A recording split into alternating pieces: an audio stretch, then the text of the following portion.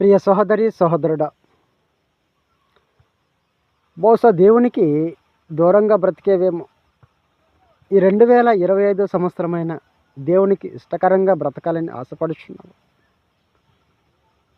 అయితే దేవుని వాక్యం ఏం సెలవిస్తుందంటే, యోహాను రాసిన పత్రిక 15వ అధ్యాయము 5వ వచనం. ద్రాక్షవల్లిని నేను, తీగలు మీరు. ఎవడు నా యందు నిలిచియుండునో, నేను ఎవని యందు నిలిచియుందునో వాడు బహుగా ఫలించును. నాకు వేరుగా ఉండి మీరేమీ చేయలేరు.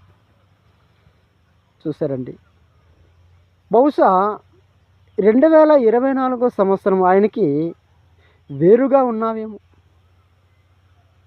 నువ్వు ఫలించాలని ఆశపడితే నీ హృదయం ఆయనకి సమర్పించాలి. ఈ 2025 సంవత్సరమైన ఆయనకి ఇష్టకరంగా బ్రతకాలి అంటే